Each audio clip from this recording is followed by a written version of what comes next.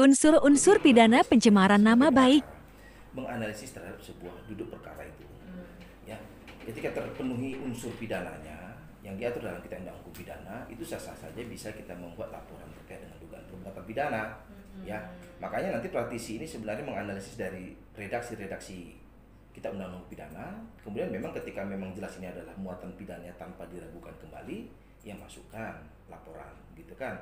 Tapi kalau ada masih multitafsir, masih ada perlu penelaahan lebih dalam, sehingga ini yang sehingga butuh penelaahan, butuh pembelajaran lagi, butuh menganalisis begitu.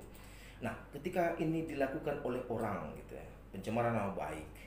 Sebenarnya kalau untuk melihat lebih jauh di dalam Kitab Undang Hukum Pidana, pencemaran nama baik itu terkandung dalam pasal-pasal yang termuat di dalam bab penghinaan dalam Kitab Undang Hukum Pidana.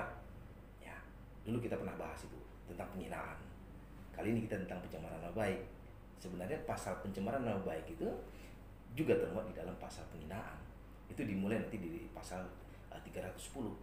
Nah, berarti berbeda ya pencemaran dengan penghinaan? Ya, bagian unsur dari penghinaan itu pencemaran nama baik. Oh, turunannya. Iya. Okay. Sama seperti halnya kalau penganiayaan gitu ya. Pemukulan juga bagian dari penganiayaan gitu kan. Kan ada yang verbal. Ya, apakah secara kekerasan itu secara fisik dan non fisik, itu kan bagian dari kekerasan gitu ya. Itu juga diatur dalam dalam undang-undang penghapusan kekerasan dalam rumah tangga. Tentang itu. Jadi untuk memuat tentang apa yang termuat di dalam Kitab Undang Hukum Pidana pasal 310 tentang penghinaan itu menyatakan tentang seseorang itu telah melakukan penghinaan atau pencemaran nama baik ketika memenuhi unsurnya. Apa itu unsur-unsurnya? Yaitu dilakukan dengan sengaja. Ya, dilakukan dengan sengaja. Ingat, kalau dia lalai, dia melakukan tidak sengaja, itu bukan memenuhi unsur dari bagian dari penghinaan atau pencemaran nama baik. Sengaja. Kalau tertulis, tidak mungkin tidak sengaja. Apalagi ditandatangani. Pasti sengaja banget lah. Apalagi sadar gitu ya. Sadar, apalagi disebarkan, apalagi dikirim. Informasi-informasi bohong itu, fitnah itu, yang memuat tentang bisa saja itu penghinaan ataupun bagian dari pencemaran nama baik, dituduh hal-hal yang tidak pernah dilakukan, ataupun pernah melakukan tapi tidak ada pembuktian tentang itu. Tentang orang ini dinyatakan bersalah adalah ketika ada putusan pengadilan, diadili, itu yang namanya kita mengandung pada azas praduga tak bersalah. Walaupun benar aku melakukan penganiayaan, sepanjang belum ada putusan, masih perlu diperdebatkan, perlu pembuktian, perlu ada menghadirkan saksi-saksi, butuh keyakinan majelis hakim untuk memutuskan ini benar atau salah. Putuslah kalau aku telah melakukan penganiayaan, baru dinyatakan bersalah. Itu bagian dari orang dinyatakan bersalah. Kalau tidak ada putusan tentang dinyatakan seseorang bersalah, maka belum termuat unsur dia itu melakukan perbuatan yang seperti dituduhkan. Begitu. Jadi jangan membuat informasi-informasi yang bersifat masih belum bisa dibuktikan ya secara fakta dengan hukumnya gitu.